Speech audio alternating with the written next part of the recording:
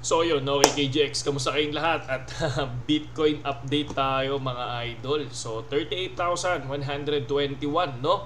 So ang pinakamataas niya kanina ay lumipad siya eh. So nasaan siya ngayon?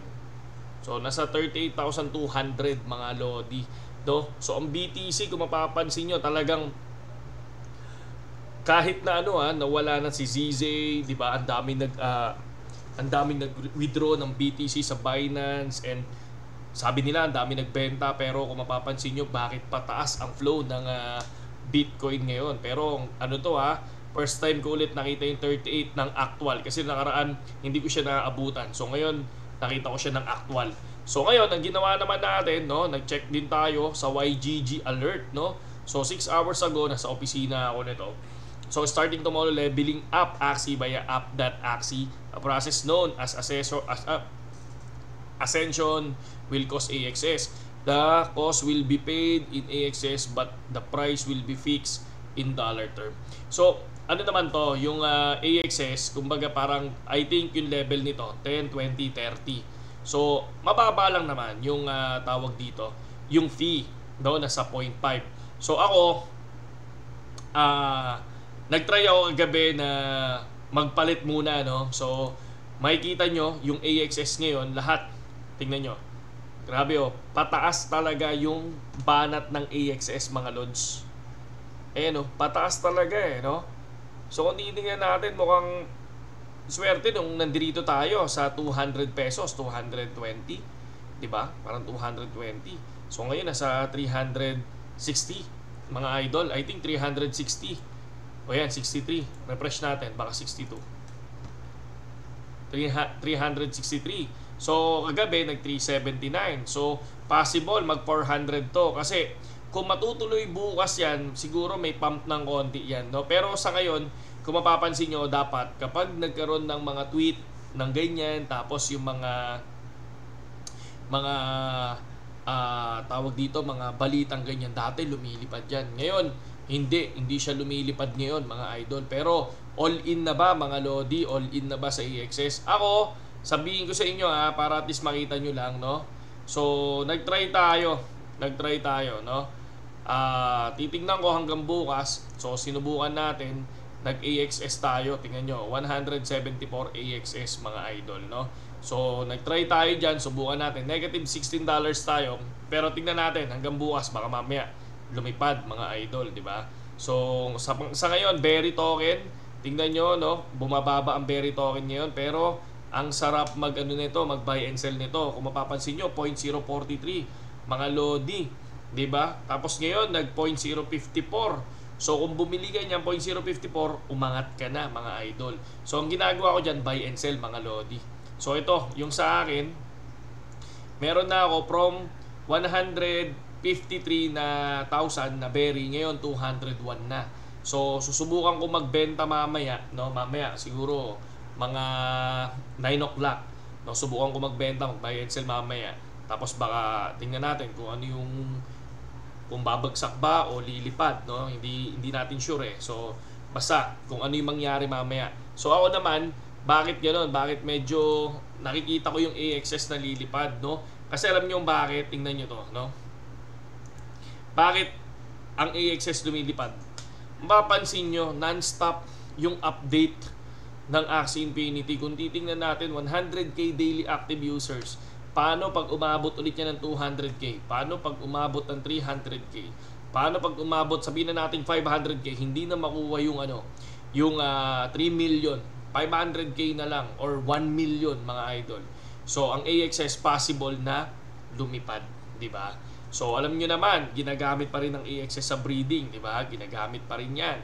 So baka mamaya maraming mag-breed ng Axie dahil sobrang daming updates ngayon sa Axie. Tingnan niyo. May mga parts, may tsura nyo. Tapos sabay, ang daming magiging update, no? So I think ito na 'yon. Ito na yung isa sa pinaka hinihintay ng lahat. No, Gacha Cosmetic. So ayan na 'yon, no? Walk up to this, no? I am dreaming in a game Gacha Cosmetic. Are you not entertained? So meron na, hindi ko naintindihan yung ibang mga gems diyan, no?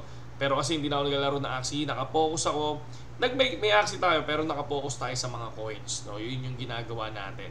Kaya nga ito, nagbabuy and sell ako. Patuloy ako nag-check na kung ano yung meron ngayon sa Axie Infinity kasi doon ko tinitingnan kung magbabuy low na ba ako, magsi-sell high na ba ako. Katulad ngayon, nakabili tayo ng mababa and then titira tayo mamaya nito. So 0.53. So nag 0.053. 0.054 naglalaro siya. So possible 0.055 pwedeng umangat to mga idol, no? So mag 0.050 lang yan, okay na yan mga lods, no? Ano, all in na ba? So ako nag all in muna ako pansamantala pero may cut loss tayo dyan. So titingnan natin kung ano mangyayari dyan kasi nanalo na tayo ng 43 USDT. 43 USDT. So ngayon 45. So pumasok ako kagabi na nasa 1.1 yan mga lodi. No, tingnan natin kung pag itong 45 na to nabawi, edi ano na tayo, no? So hindi pa tayo ano diyan, hindi pa naman tayo talo diyan. Pero still pagka nabawi yung 45 na yan, doon ako magdadalawang isip na bumalik mga idol. No, nag-sell high naman tayo sa ADA ng 21.88. So sa Dogecoin naman 4.44. So kapag bumaba ang Dogecoin, pili tayo ulit. Parang ganun yung ginagawa ko ngayon, parang nagba-buy and sell tayo. Tulad ng ginawa ko sa Berry, na-inspire ako sa Berry eh. Talagang naano ako dito, sabi ko, puta sir, ang dami. Biglang dami yung Berry ko. 150 lang to eh, 53. Ngayon, nadagdagan na siya ng kahit pa paano, 48,000 na Berry. So titingnan natin, paabutin ng malaki yan mga idol, no? So check lang natin yung mga ibang news ngayon, mga lods, no? Ano pa ba yung mga news ngayon ng Axie? So wala na, no? Pero ito, isa sa pinakamabigat mga idol.